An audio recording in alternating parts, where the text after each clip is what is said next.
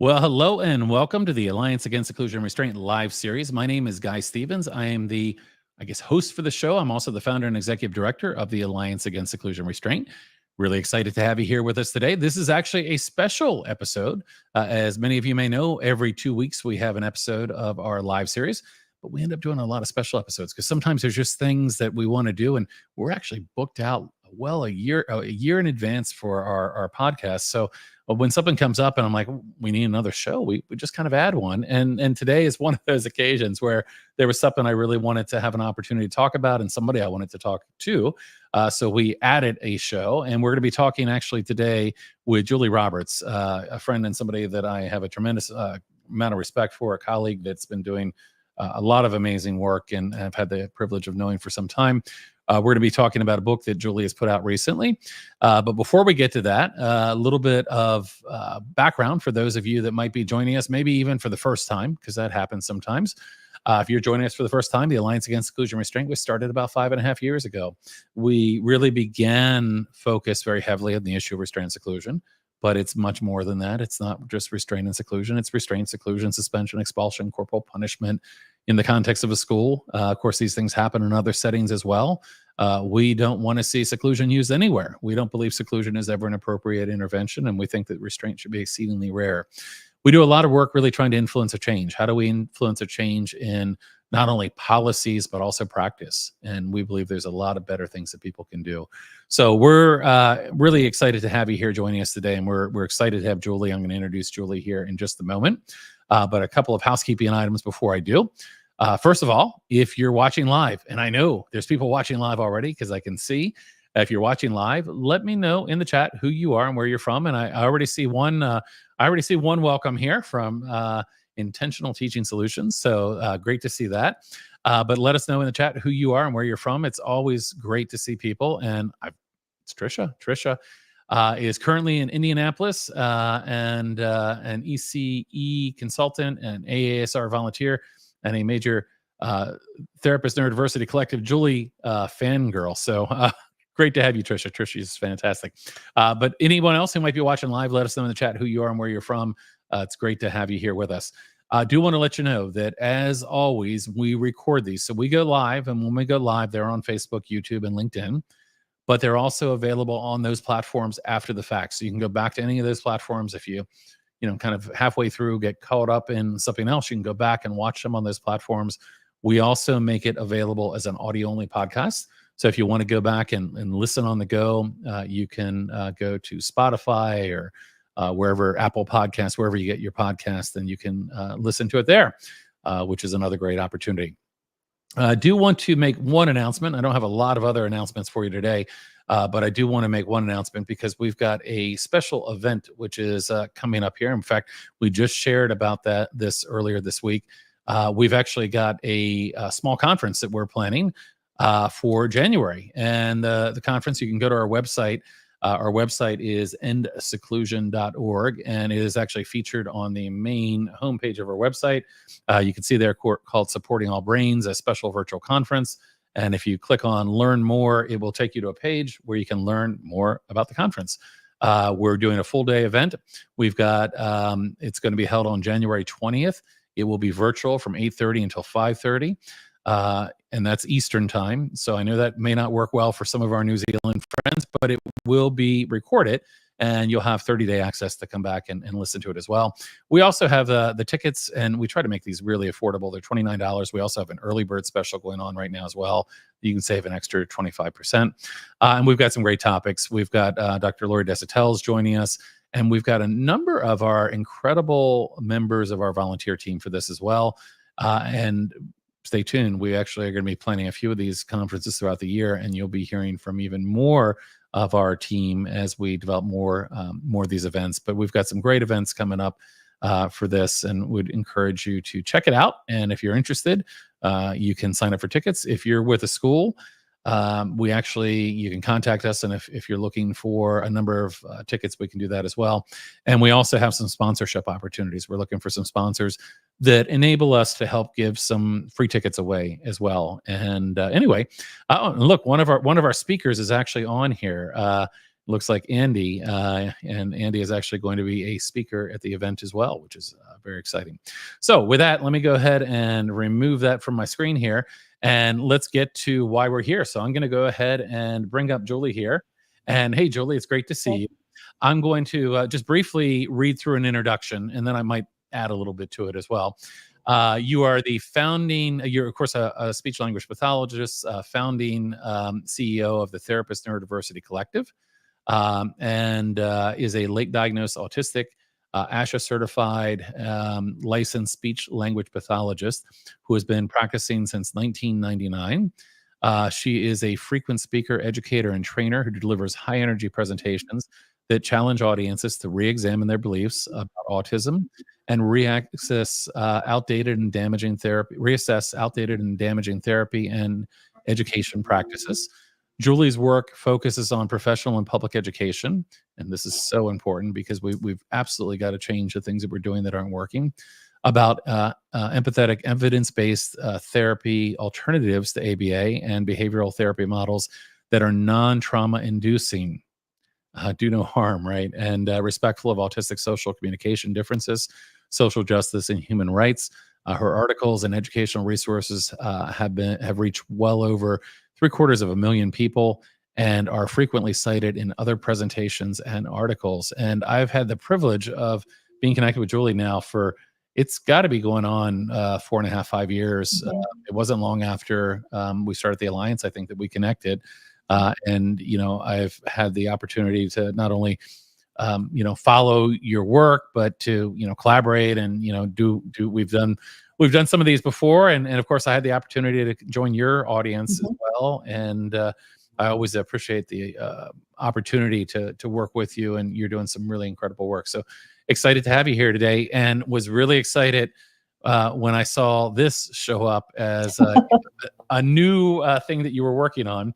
And of course, we're here to talk about this today. But Julie, welcome, and thank you so much for being here. Thank you. And gosh, thank you for such a nice introduction.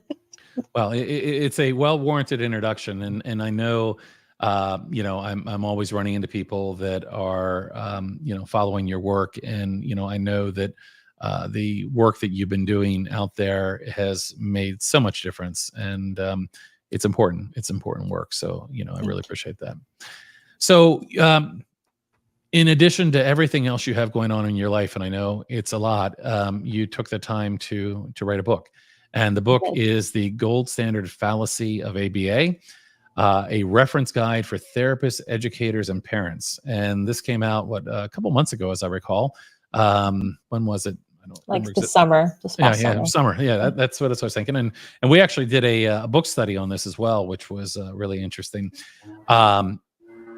Why? Let's start out with the simple question. I happen to know a lot about your feelings around ABA and the research that you've done.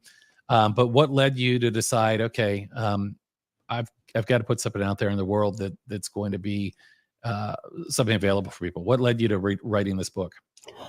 So, before I ever started the collective in 2017, I had started another Facebook group, and it was for speech language pathologist and therapist, and it was about ethics and practice.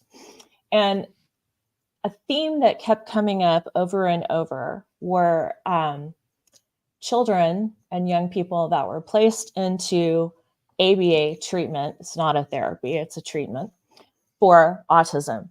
And these SLPs were telling these horrific stories about children being reinforced and punished for things like stuttering, right? Which is a neurological difference. It's not something that's a behavior. Or being made to do things if they didn't say the right word, all of this stuff. And so I had already had an opinion about ABA from my own private practice, and some experiences working with providers that did that treatment. But I started to really kind of look into it deeper. And so I started speaking out on social media and other therapist groups. And the thing I kept hearing over and over, well, this is an evidence-based practice. So how could you ever say anything that it's bad, because we have evidence that it works. And I was thinking, okay, so I'm going to look at this evidence. And so since that time, I have looked deeply into ABA, the practices, and then thank goodness we've had all of this research come out either by autistic researchers or in co-production with autistic people about the experiences of autistic people having gone through this treatment. And then we have researchers like Bottom Butel, who I just love, talking about how there's conflicts of interest in the research that's coming out, and how they're not tracking harms. What's happening? They're not tracking the harms to these kids, and studies of, well, it's not really quite as effective as they say they are. So I was going to, last spring, I did a conference with my organization for ABA, and I was putting all of this research that I've collected since 2017 into a document. And I thought, you know what, this is really handy. This would be handy for like a parent going into an IEP meeting to say, this is the reason I don't want my child to be in, receiving a behavior intervention plan after the FBA that you did, or a therapist who is in a staffing to say, well, actually, this is what ABA is, and cite it out, including the new fluffy ABA, the NDBIs that we're talking about now, where they say, oh, it's not so bad, it's play-based and it's child-led. Well, if you really look into what they're doing, not so much. So that's what I did. I just put it all together and published this book. Yeah. And it seems like that's often the origin of things, right? I think about when I started the Alliance, and part of why I started the Alliance was I'd been doing a lot of research. I'd found it difficult to find things. And one of the initial goals behind starting the organization was I thought, well, gee, maybe it would be helpful to share these things with other people that are on this journey somewhere. And, I think that's a really important reason behind doing something like this. I do want to pause for a moment here before I begin drilling you with some more questions, and mention that you have been kind enough to say that you've got a few free ebooks that you're willing to let us give away here today. And we have actually 5. We have up to 5 free ebooks. So if you're watching right now and you're watching live, I'm going to give you the opportunity to win a free ebook version of this book. And we're going to make the first one really easy. The first one is just put a comment in the chat and let us know that you're interested. And the first one that responds is going to get an ebook. And then we'll come up with another way to give away another ebook. But just let me know in the chat where you're from and that you'd like a copy, and we'll see what we can do here. So let's talk a little bit more about this. And I want to go back in time a little bit even before the book. So you mentioned this as you were talking about, kind of your journey. You said something to the effect of, well, I had kind of some of my own feelings. Tell me about some of your early experience or early revelations around ABA that led you to have some concern. This is a mission I know that you are very dedicated to now and have done a tremendous amount of research. But what was the spark that led to that? I mean, when did you first go, oh, this doesn't seem right or feel right? Or what was your experience around that? So when I first started out as a speech language pathologist, I started in the schools where a lot of SLPs start their careers. And I noticed that we were in the classrooms, they were reinforcing behavior that to me didn't need to be rewarded, because the kids were already intrinsically motivated to do something, or they were being kind of bribed to do things that weren't comfortable for them, like tolerate a sensory environment. And I just, I was new, so I didn't say a whole lot, but it just gave me this feeling. Then I started a private practice in 2003, and I had that practice for almost 10 years. And so some of my parents started asking to bring in their behaviorist to the session to reinforce, I guess, language and speech. And I was like, I don't know how you're going to do that. But so I let one of the moms bring this person in it. Today, I don't even know if they were a tech or an actual BCBA, but they were an ABA provider. So I had been seeing this kid for about 3 months, and we had slowly established a relationship. And, it was play-based. I kind of followed the kid's lead because I really wanted to build this trust before we started doing anything else. And so we were playing with these activities, and the kid would say something. And every time the kid would say something, the guy would pull out the snack and give it to the kid. I was like, what in the world? And then he started telling me that we couldn't give this kid, because kid wanted more, obviously. And I never have a problem if kids are snacking during a therapy session, whatever makes them comfortable. And he goes, oh, no. These are only if the kid produces this word. And I said, well, I'm not so much concerned about him producing a specific word. We're working on communication. And so as long as they're communicating through behavior or gestures or, reaching for something, then we model language and we teach them from there. And I just feel like this guy hijacked the whole session and took away all the joy out of authentic connection and relationship and made it all about, producing these words over and over. And it just seemed bizarre to me. Mm-hmm. So I asked the mom not to let the person come in. And a few weeks later, she said, well, we're not going to do speech anymore because this guy can do speech therapy along with, and I was like, are you kidding me? Whatever. And then from that time on, I just kind of left a bad taste in my mouth, but I really didn't know truly what, like, the 4 functions of behavior and all that until probably about 2017, when I started deep diving to find out, well, what is this? What are they really targeting here? What are they doing with these children? So it just occurred to me that I should have probably asked you an important question. We have a number of people that have weighed in on the chat about the book. And one of the things about our audience is we actually have a very international audience. We have people from all over the world. Are you able to give ebooks to people across various areas of the world?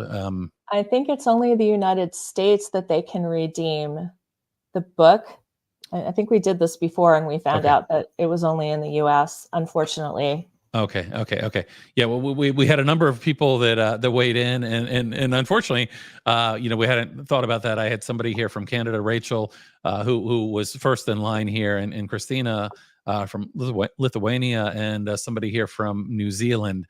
That's so cool. Yeah. So it's great to see you all, and I'm sorry I didn't realize that was a limitation, but I remember, somebody here from Arizona. So Arizona, we can do. So if you want a book and you're in Arizona, tell you what you can do. So I have somebody else here. Tell you what, we're going to make this really easy. The first 5 that email me that are here in the US, we would be able to send you a free ebook version of this. And I'm going to give you a email address, which is info@endseclusion.org. And that'll actually go to me as well. And if you send me an email and say you want the free ebook, we'll give the first 5 away. So let me put that in the chat here.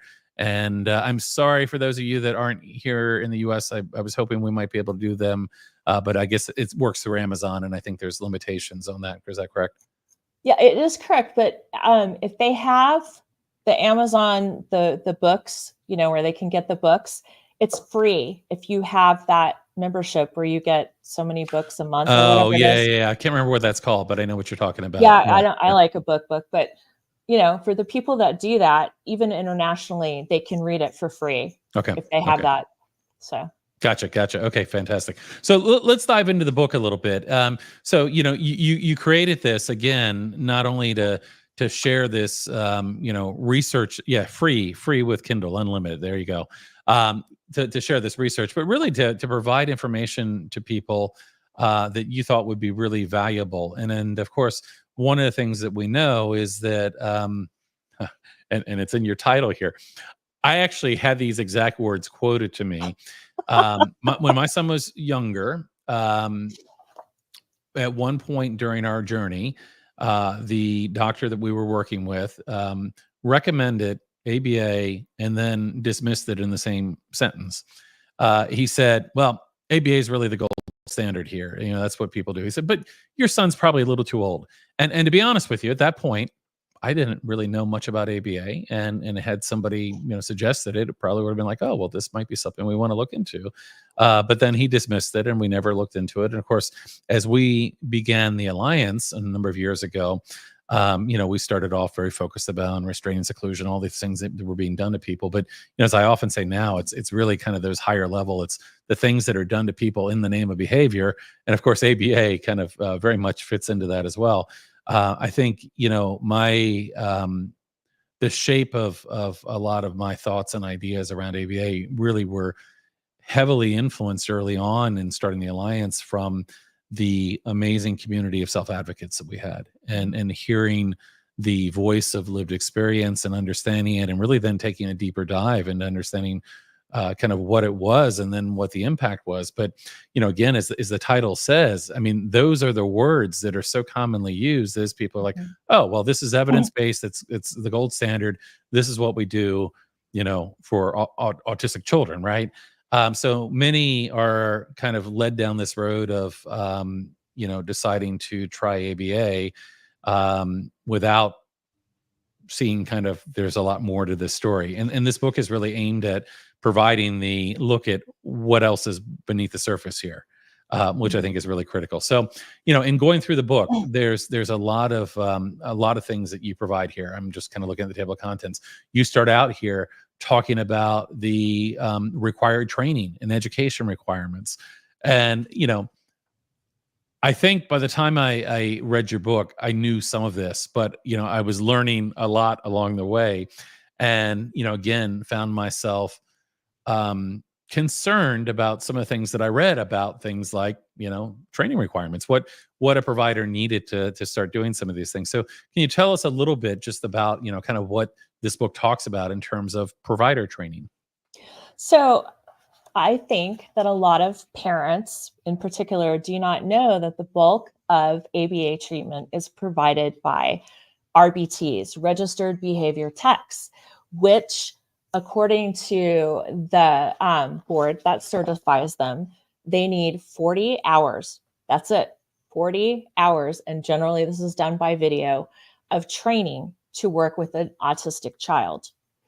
And you'd think, okay, well, maybe they're learning about autism or sensory experiences or whatever. No, it's literally how to track data. That's all they do. No child development, no language development, no, they work on all these other things. Feeding is dangerous that they're doing feeding therapy. They're working on speech production, but they don't know anything about apraxia. Okay, so that's for the person that does the bulk of the treatment. So between 20 and 40 hours a week with the child, the person has to have a high school diploma, pass a background check for a criminal background check, and get this 40 hours of treatment, and boom, off you go. A BCBA, which is, the top tier provider who supervises, if you look at their training, they mostly just take behavior classes. There's not a required class in autism, not a required class in child development or language development.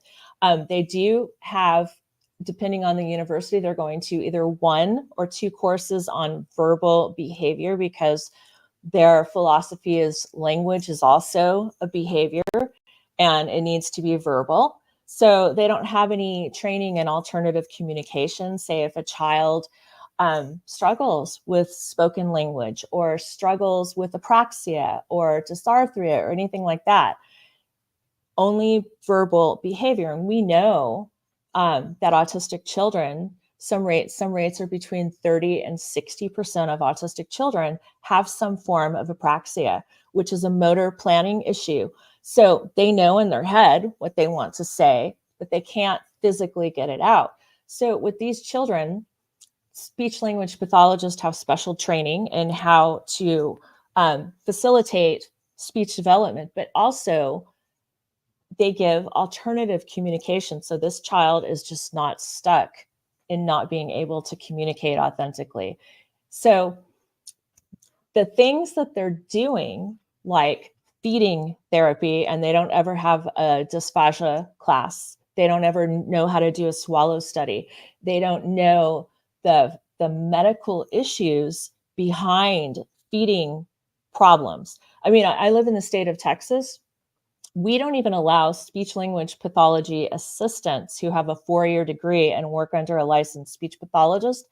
They can't even do feeding because it's so dangerous.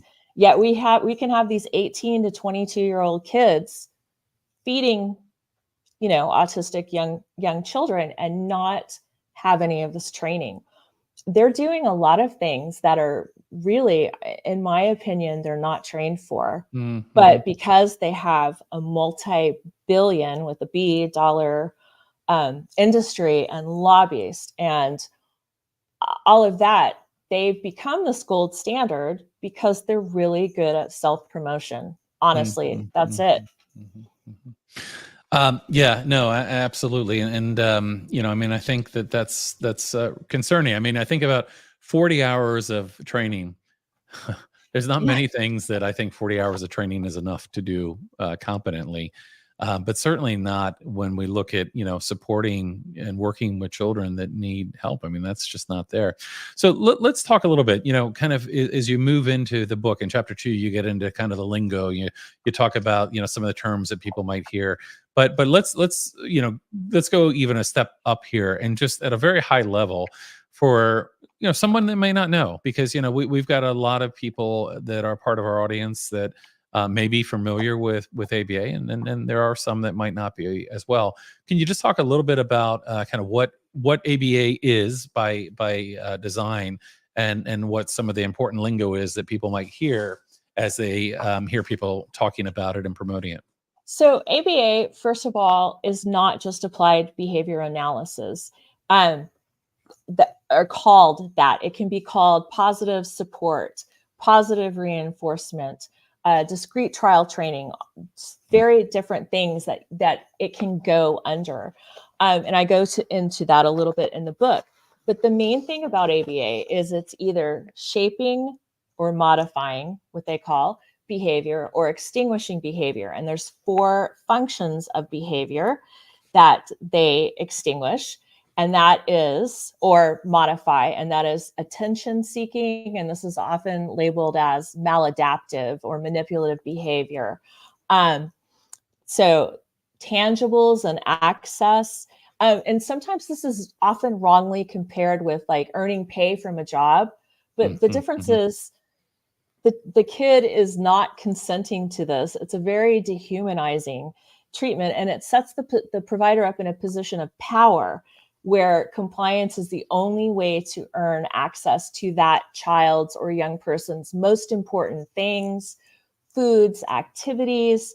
And so we know with research that autistic people are more likely to be victimized than the general population.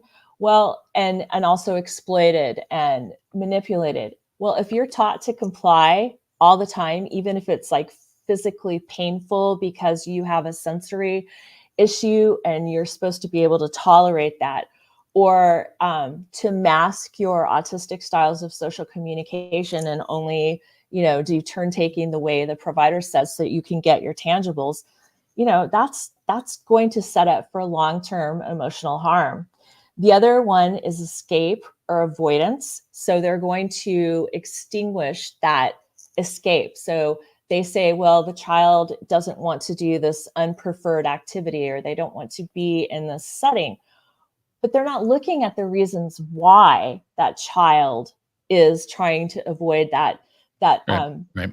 And protect the child and change the environment or change the activity to where it's something that child can do successfully.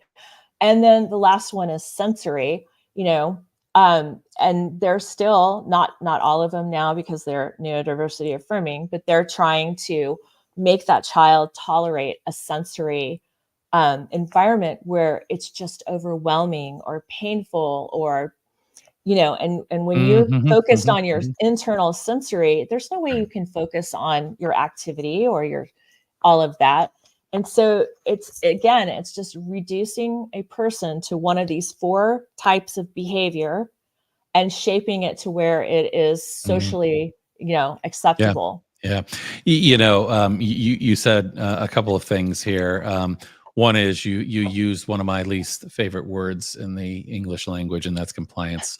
I hate the word compliance. I think so much harm is done to people in the name of compliance.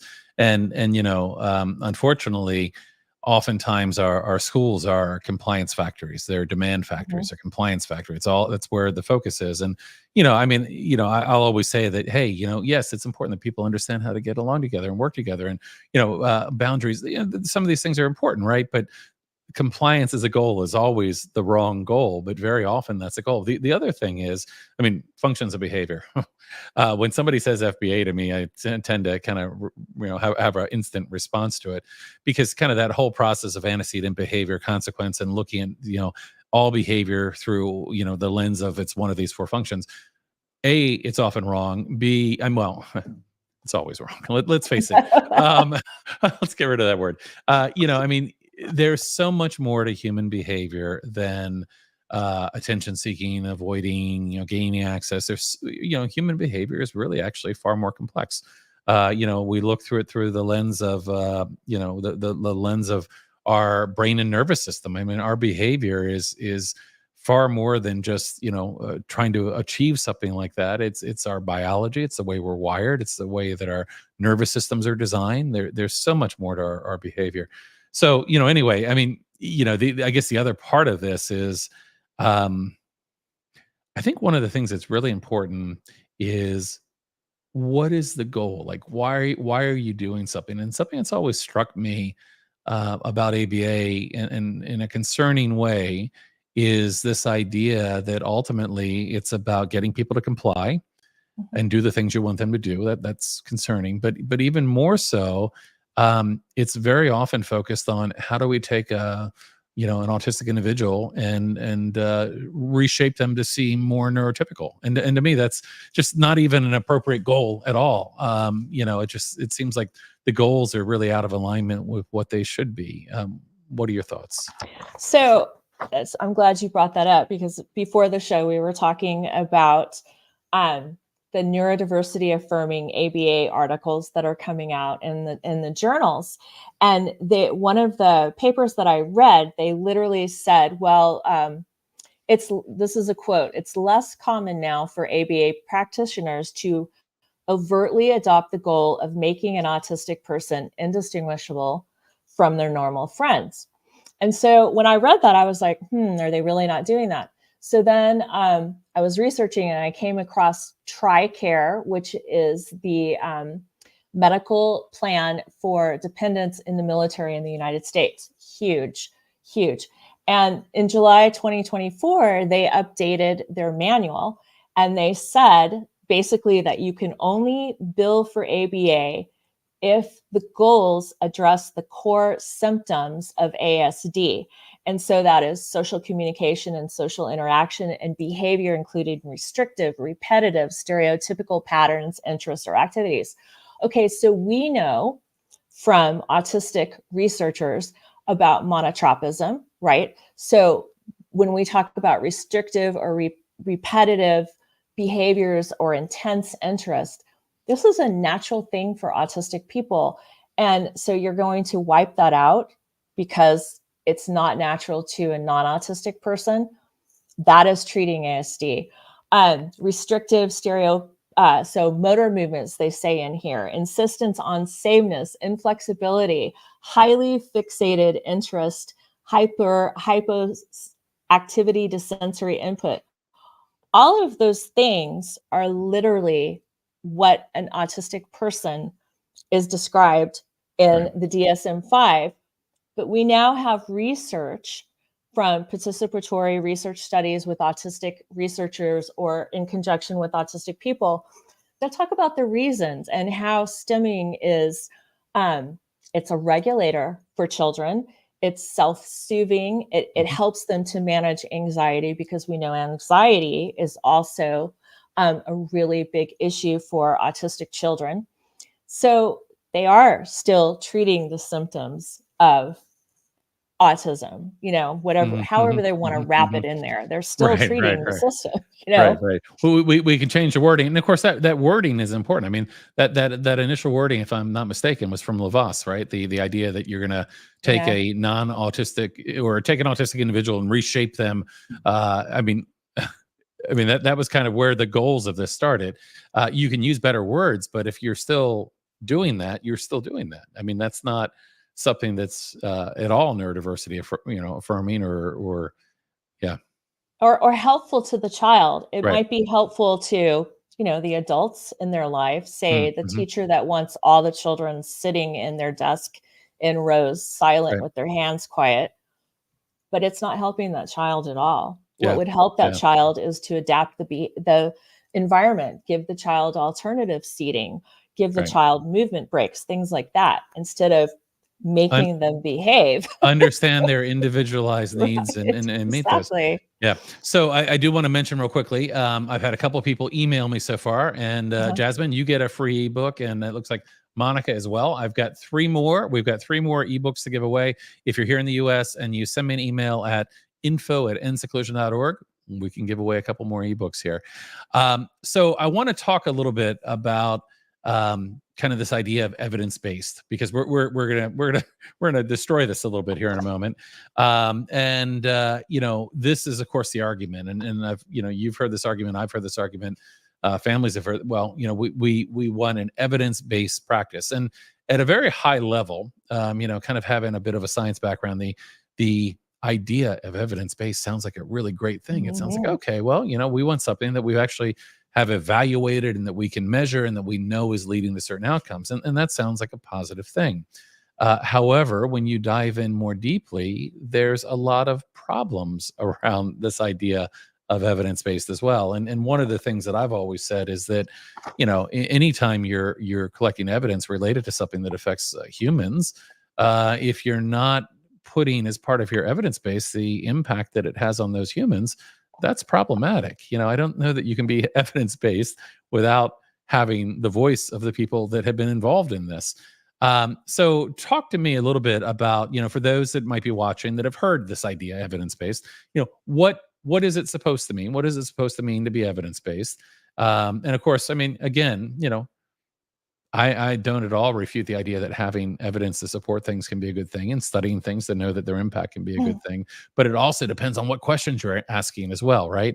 I mean, it's not hard for me to get certain evidence on a certain practice, depending on what the question is I ask. If I say, well, if I poke people in the eye, they're going to take a step back, and 20 times out of 21 that happens. Well, I might be able to collect evidence to support that fact, but that doesn't make that ethical or a right thing to do. So talk to me about what does it mean to be evidence based, and then we're going to get into kind of in your book how you talk about some of the problems related to this. But just at a high level, what does that mean?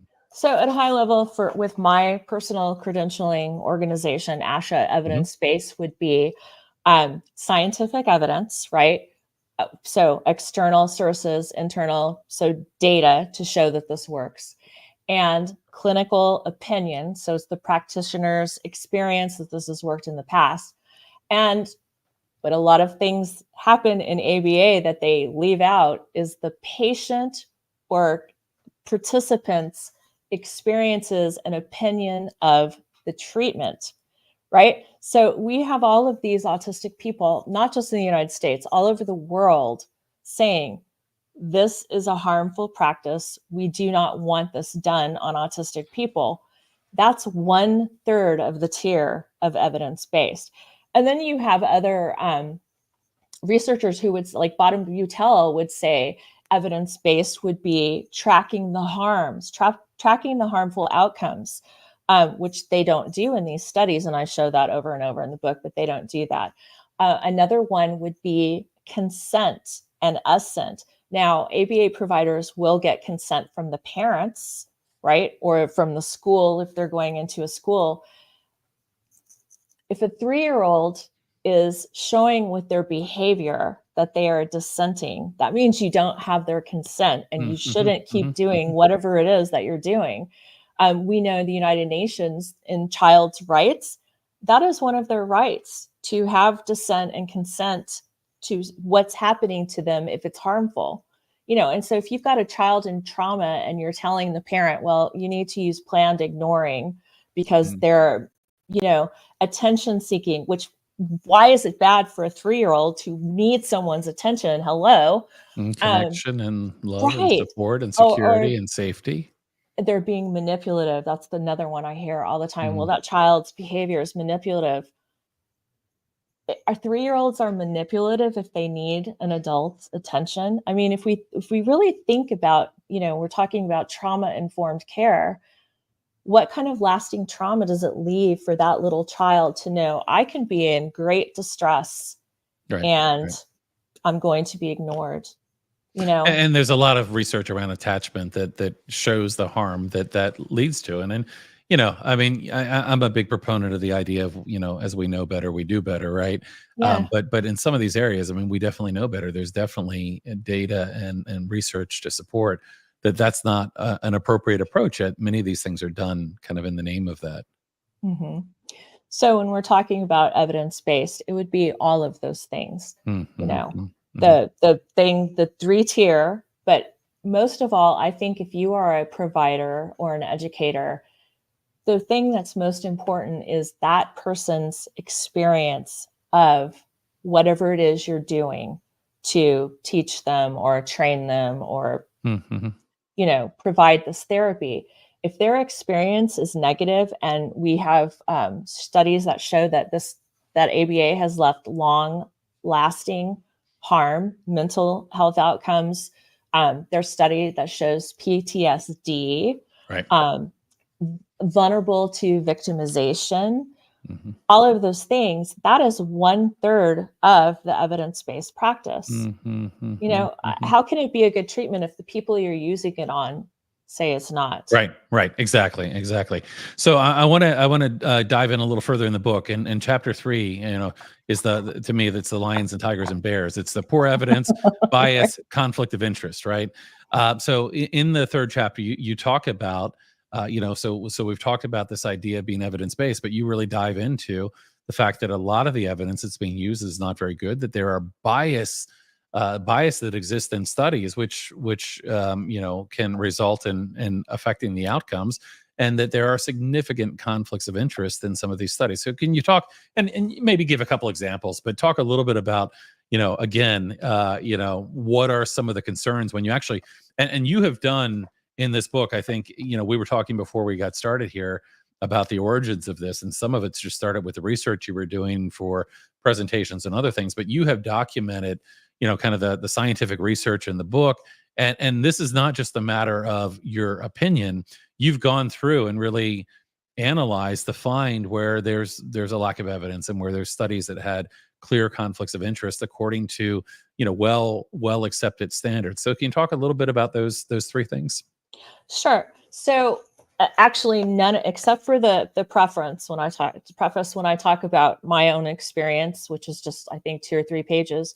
All this book is a list of the research study and the points directly from the research study, not my opinion. So we look at a lot of the ABA studies. First of all, they're single case studies or 2 or 3 children, and they're specifically selected for whatever study it is.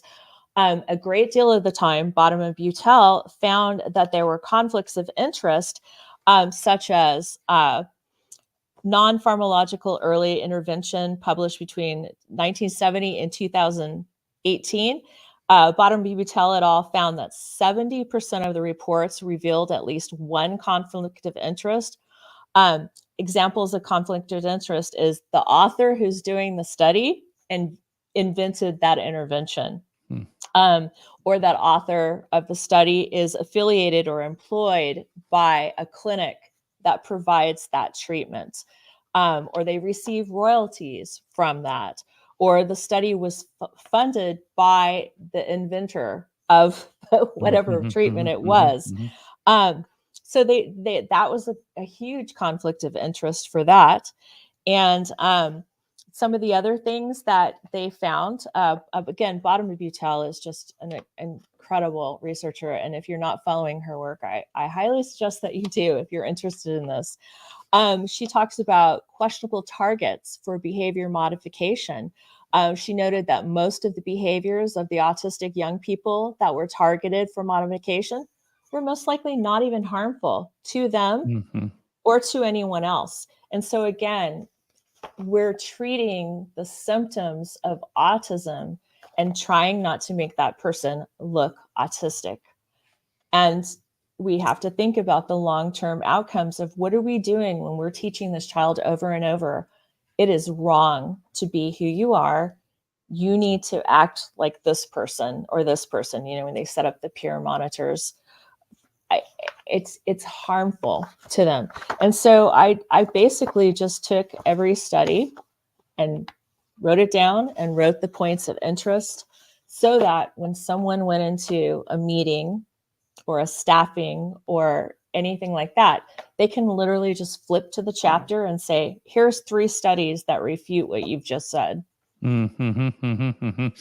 And you have cited all the sources here, and it's extensive. It's not just a matter of there's a couple of sources out there that are making some of these points. These are extensive. I mean, I knew about some of these things prior to reading this, but I was surprised. I honestly was surprised at the amount and the diversity of research that had been done out there that you cited in the book and used to support kind of the concerns that you raised. I do want to mention here, we did get one more for our book giveaway, so we still have 2 copies. So if you're in the U.S. and want a free ebook version of the book, send me an email at info@endseclusion.org, and we've got 2 more available. I do also want to mention we've got a really super international audience today. We usually have folks from New Zealand or Australia. I've got somebody here from Iceland, which Wow. we don't always have folks from Iceland, but great to see all the people that are joining us from all over the world today. I want to talk about a couple things that are really important to me, and I know to you as well. One gets into issues of bodily autonomy, in which you got a chapter here that talks about examples of body autonomy violation. So why don't you tell me a little bit about that and kind of what some of the concerns are and what you found in the research? And the great thing about this book is that as I'm asking you this question, you happen to have this handy resource right in front of you, right? So you'd be like, let me go exactly to that research here. But tell me a little bit about what you found. Okay, so this is a 2024 study. It's examining procedural variations of delivering competing stimuli in treatment of stereotypy behavior modification. So basically, these are the things in 2024 that this research team said that they needed to target for treatment. So these are the things in this particular study: arm swinging, bouncing, clapping, dragging hands along wall, body rocking, body tensing, finger posturing, flapping ears, hand flapping, hands on table, head shaking, holding or tugging or shaking a string, licking lips, locking and unlocking a door, posturing, pressing buttons, putting fingers in and out of the ears, repetitively climbing on and off furniture, repetitively standing and sitting, rigid play with materials, such as putting the same pieces in the same order each time, which we know autistic children like to play that way, and it's authentic play for them, and it's not harmful. Rocking or twisting the upper body, rubbing fingers along lips, rubbing objects against neck and head or between fingers, scripting, shoulder shrugging, singing, sliding the desk back and forth, spinning, squeezing leaps between fingers, staring at a reflective surface, object or person, stereotypic breathing, table surfaces, table tapping, turning in your chair, walking along objects like the corner of a rug, whispering, and tongue waving. All of these things were harmful behaviors that needed to be targeted in 2024. Is that part of the new neurodiversity affirming version of ABA? There's no Wait. such thing. There's no such thing. Yeah, But yeah. I mean, can Well, you imagine how many kids that are not autistic do these right, same right, things over right, and over and over? Why right, do we have to extinguish it? right, right. Crazy. Right, right. No, absolutely. Yeah, I think even more generally, I have a lot of concerns um, about, I think, ideas and opinions that need to evolve when it comes to children. I mean, I think children's bodily autonomy is violated so often, and what we are teaching when we do that, I think, can really have downstream effects. Oh, yes. Yeah, yeah. So we also know from the community, but also the research that, as you mentioned earlier, not only are these approaches, not only is ABA not trauma informed, what we know is that there is a body of research around things like post traumatic stress disorder Mhm. linked to ABA. So, can you talk a little bit about trauma? Because you go in the book in chapter 6 and you talk about outcomes of trauma. I mean, we know from just hearing the voice of lived experience that there's a lot of trauma related to this. But what did you find, and what stood out to you about the research? So these are adults, and some of them are young adults that have gone through ABA treatment.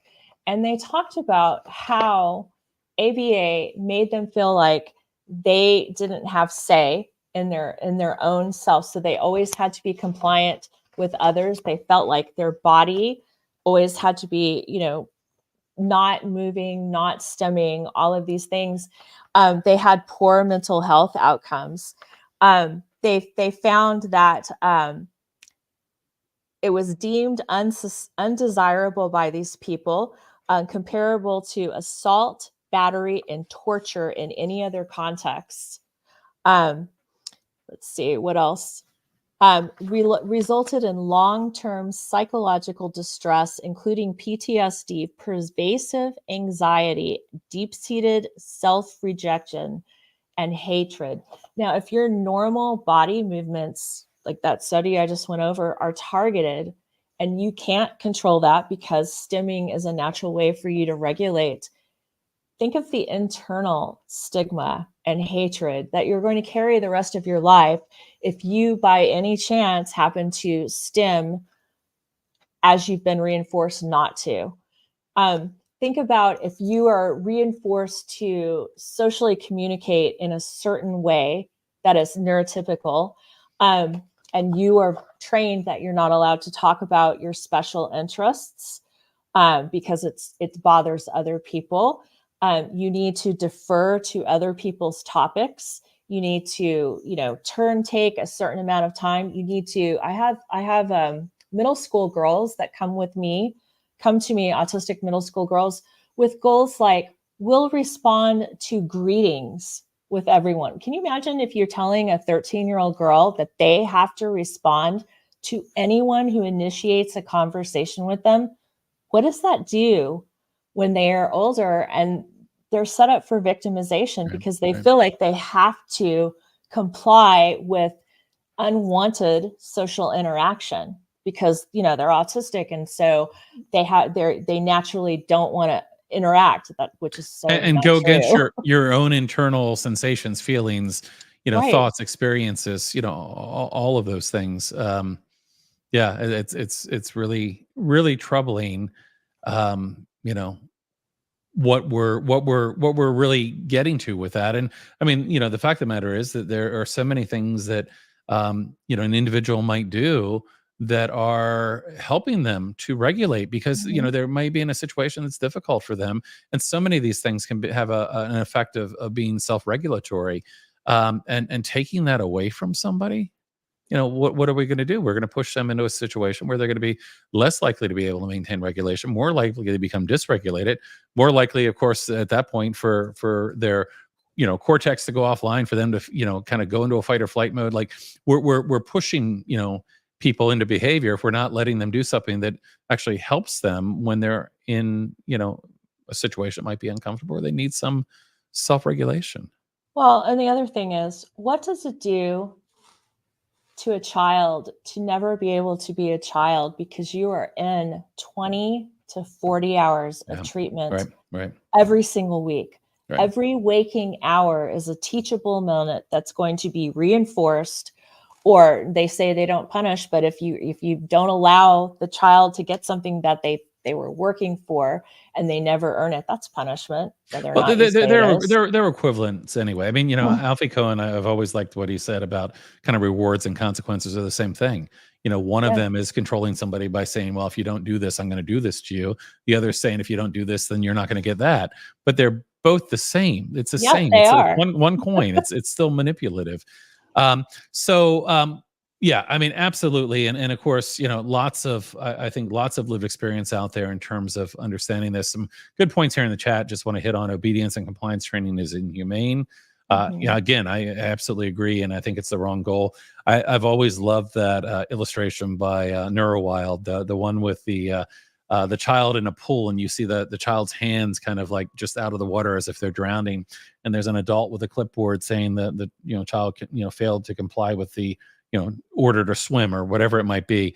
I mean, I mean, it makes a point, but I mean, the truth is that very often that's the idea. We're so focused on the compliance that we're not really thinking about what does that child need, or why might they be having a difficult time, or how do we better support them? It's such a upside down, approach. Whiskers with acorns with whiskers. I got that backwards there. If you get taught that every expression of distress is a bad behavior, you can learn that the experience of distress itself is a bad behavior. And yeah, actually, I remember Andy writing an article kind of related to that at one point as well, based on some personal experience. Yeah, and somebody here just mentioned Alfie Cohen. Yeah, great book, Unconditional Parenting. So I do want to pause for a second. Time with you, Julie, always goes by quickly, and I'm realizing we're at the bottom of our hour here. Wow. I told you we would go for about an hour, maybe a little bit longer. I'm gonna lean us on the a little bit longer if I can. But what I wanted to do was invite people that might be watching live, and again, we've got people from all over that are joining us. I had Anne jumped in from Canada. People from all over that are on with us. If you're watching live and you have a question or a comment, feel free to put that in the chat, and we'll try to get to a couple of questions and comments. And while I wait for you to feverishly type something in the chat, I'll just kind of ask you one final question from me, so I don't dominate all the questions here. Julie, come on. What about the new ABA? There's a new and improved ABA. Isn't that better? No, it is not. It is not better. Talk to me about that. What is it? What's kind of the claim, and what's the truth? So the new ABA is supposed to be child-led, play-based. It's still working on the same things of we want to have functional and imaginary play defined by neurotypical standards, right? We want to have neurotypical displays of emotion and expression. But we have all this research now talking about how autistic faces actually speak a different language for the same emotions. So to give you an example of that, I have often been accused of being angry, right? When my face shows a certain way. When I'm not angry at all, I might be frightened, I might be anxious, or I might just be thinking really hard, and somebody will do that. And so if you're a child and you were taught, here's your picture, you got to display this emotion, you've got to do this, you're again taught that the way that you naturally express yourself isn't. The other thing is they're still rewarding, and they say they don't punish, but as you talked about Alfie Khan, and it's really two sides of the same coin. The child's being robbed of their childhood. We have studies that show that the outcomes of these kids 20 to 40 hours a week didn't really make a difference how much therapy they had. The outcomes were the same. So it's really not. It's just rebranded and refluffed to, again, sell their multi-billion-dollar industry to the public. And now that they've glommed onto neurodiversity affirming, I've quit using that term. I use neurodiversity paradigm centered, because if you are going according to Nick Walker's definition, Nick is the person that coined the term neurodiversity paradigm, I think. I know she termed medical paradigm, but when she's talking about the neurodiversity paradigm, it's framed in terms of human rights and eliminating oppression of neurodivergent people. If you come across it like that from a human rights aspect, the way for children to naturally express themselves shouldn't be squashed because you're oppressing their rights as another human being and telling them that they need to conform to this one standard. And when we talk about conforming to the one standard, research has shown that the standards that we're conforming to are usually white, Western, and a lot of the times middle class. White, Western, middle class. Well, what happens if you are, a child who is not from a family that's white, Western, middle class? What if those aren't your standards to begin with? Like eye contact. How many cultures say eye contact is not expected in our culture? Like the children would not look at the adult for certain things. It could be considered aggressive or rude or whatever.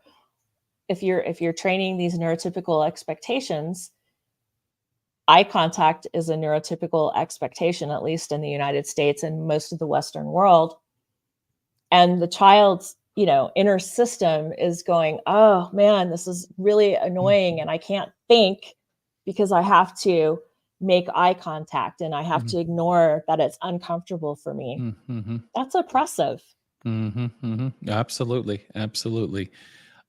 So I do want to ask you kind of a question that I think will probably enter the minds of some that might be watching or listening to this, and that is, I think that you have provided something that can be really useful to someone who maybe the idea of ABA has been floated to them, and it's something that they might be considering, but and they're being told, hey, this is the gold standard, it's what you should be doing. But you provided something that it really provides a deep resource into the research and the reasons why they really might want to think about this. But if you're a parent or caregiver, and of course, we know that ABA is one of the things that is covered under insurance premiums, and a lot of other things may not be, and there aren't as many choices.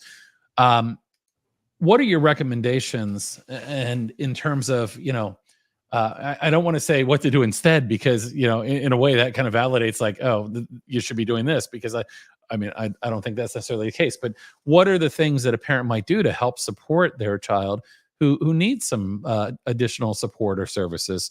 What are your thoughts? I think it would depend on what the support or services are. I will tell you, a lot of people may not know this, but Medicaid says that ABA is only one type of treatment for autism.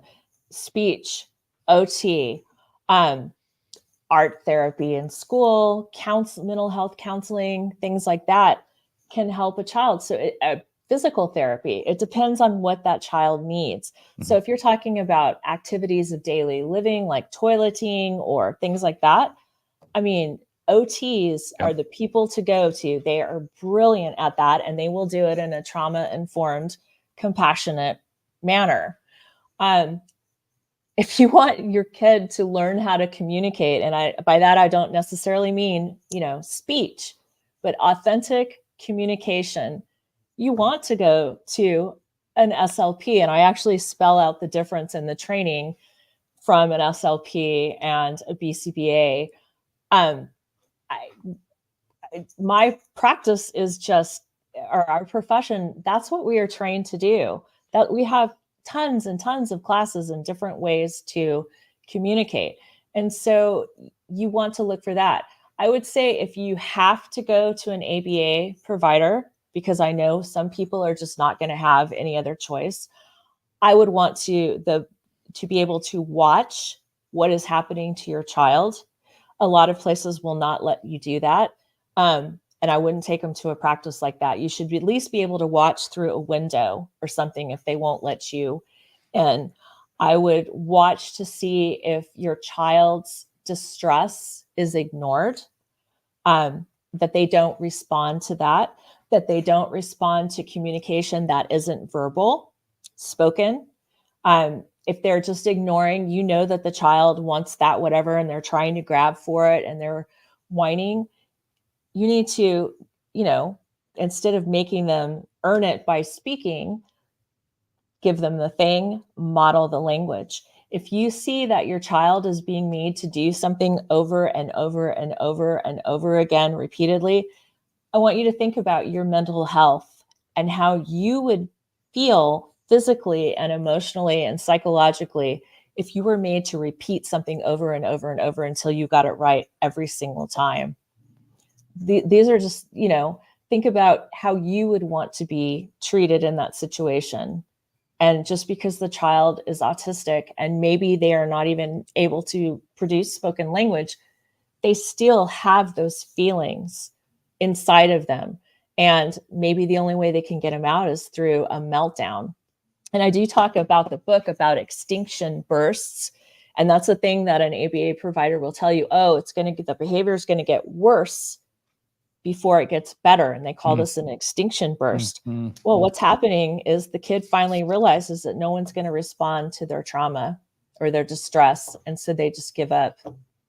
Yeah, there's so much that, and I think that we're probably both very aligned in our thoughts in general about behaviorism. But there's so much of this that's disturbing. I mean, practices like planned ignoring. I mean, these things that are often done to kids in the name of behavior. I mean, it's really it's really concerning. Yeah, and of course they continue to happen. I want to ask you a question. You kind of said, well, if your child has to go to a ABA provider, since I've been doing this work, with the Alliance, I've met a lot of people with a lot of different backgrounds, and you know, um, while I'm not a proponent at all for ABA, I've met some people that have gone down that road because their intent was to help kids, right? Oh, So, sure. they became a BCBA because they wanted to help kids. And, I find many that had personal experience or a family member. And I've had the opportunity to meet a number of people that have gone in that direction, who interestingly enough are probably far more aligned with a lot of the thoughts and beliefs that I have around things than not. But they're kind of in this field, and it found some that, if I have to be honest with you, what they're doing is not really seem consistent with what ABA is. They're very relationship based. They're truly kind of aiming in a trauma informed direction, but they're kind of in this in this profession, in this field, that it really, I mean, when you look at what it is, I mean, how do you, I mean, what do you think about that? I mean, what is your, I mean, maybe what is your advice? I remember talking to somebody at one point and saying, like, those of you that feel this way, maybe it's time to like branch off and do something different, right? But I mean, what are your thoughts here? Again, just recognizing that there are people that may have gone down this path for a right reason, but the field at this point being what it is. Any thoughts? So, yes, I would 100% agree with you that the vast majority of people that go into this field truly think they're going in to help children and their heart is in the right place and they want to.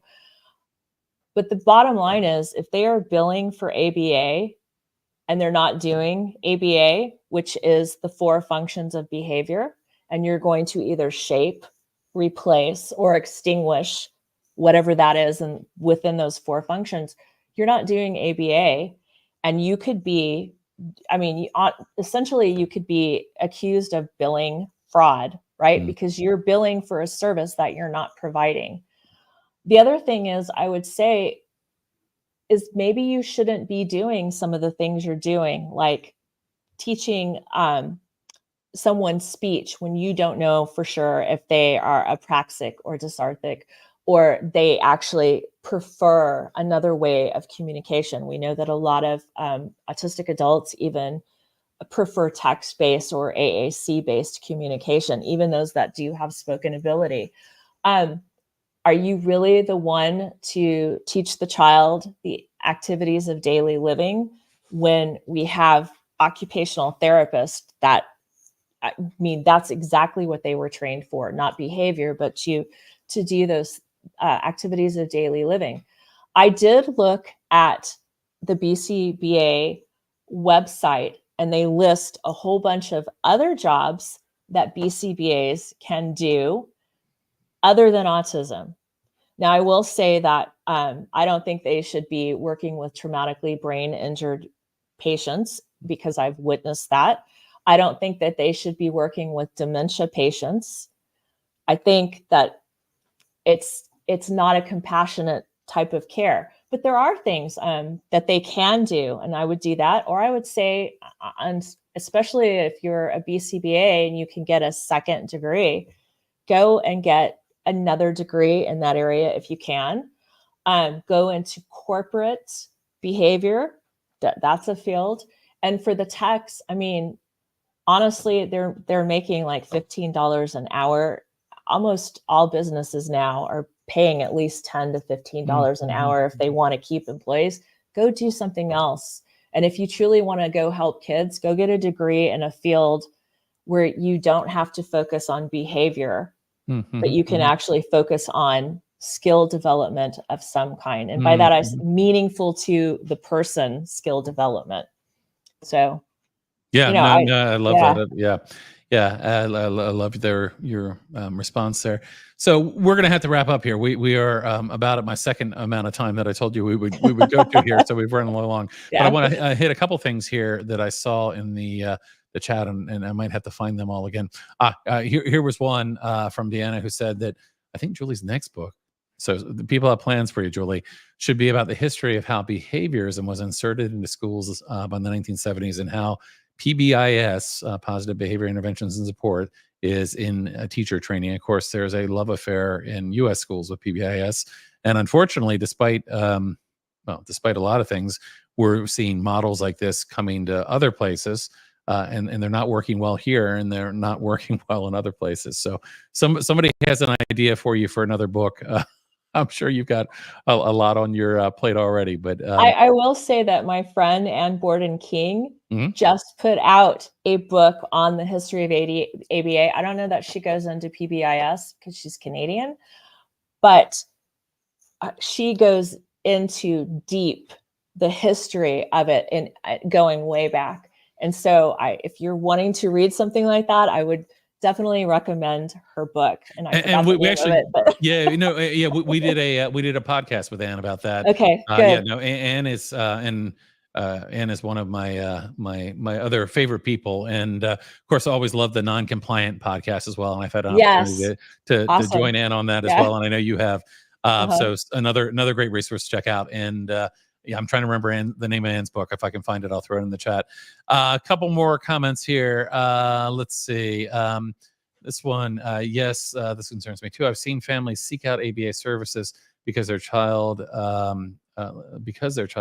has a PTSD, complex PTSD, and has been taught their child's behaviors mirror autistic children. I guess there was another comment here that I think I might have missed. And somebody said, my daughter's school used PBIS for all children. They had a BCBA doing every type of intervention. Yeah. So a lot of experiences. Got some nice feedback here. Great conversation. Thank you for your advocacy. So anyway, with that, I think we're gonna wrap things up here. We are at about time here, and I want to, of course, thank you for being here. But before we wrap up, any final thoughts or final words you want to share with our audience?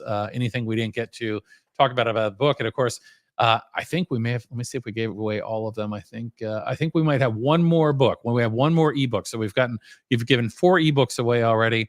If you're in the U.S., and I'm sorry, it has to be U.S. only. If you're in the U.S. and you want a free copy of the ebook version of this book, send me an email at info@endseclusion.org, and the next person that sends me an email will get the last copy we have. So, Julie, with that, any final words, final thoughts that you want to leave us with today? Yeah, I think that you parents out there that are educating yourselves about this topic, I am just overwhelmed with how grateful I am that you're doing this to be good advocates for your children. And the providers that are watching this, same thing. Thank you for being great advocates. And the only way things are going to change is if we keep speaking up. That's it. Absolutely. And, sometimes the work seems overwhelming and without end. But, there's progress. There's progress that's happening. And do think that, conversations like this, books like this, there's some change happening. And one of the things that I've really been excited to see gaining even more momentum is it's the voice of lived experience being heard, being amplified, louder. I think that that's so important to, make sure that perspective, experience, voice is in anything that we're thinking about where it's relevant. And I'm excited to see. You mentioned autistic researchers and that voice and perspective. I think there's a lot of reasons to feel a little more hopeful, even though, again, these things are challenging. So I want to thank you again for making the time to talk to me. I was really excited when the book came out, and of course, we did a book study almost immediately, and people seem to really enjoy that as well. But I think this is a valuable resource for folks, and would encourage them to go check it out. We'll try to drop the link in the chat one more time. So, Julie, with that, thank you so much for all that you do. And I know that there's a lot of work that you're doing. Where can people learn more about you and follow you as well if they want to follow up and learn a bit more? So they can follow Therapist Neurodiversity Collective on Instagram and Facebook. They can go to the website. I have tons and tons of free handouts that they can download. I think there's over 40 now that they can download about neurodiversity topics. And there's different pages that can teach you about ABA, PBIS, and positive supports and all of that. So they can do that. And you can also email me. I can't always answer questions because I run this by myself and I don't get paid for anything that I'm doing. But I do try to answer when I can. So you can also email me, and that address is on the website as well. Fantastic. And we dropped a link in the chat to that. So with that, Julie, I'm going to ask you to stick around, but we're going to let everybody else go. Thank you for joining us. We are back again, I believe, next Thursday with another live event. So be sure to put that on your calendar and join us then. And with that, we'll see you again next time. Thank you so much. Thank you.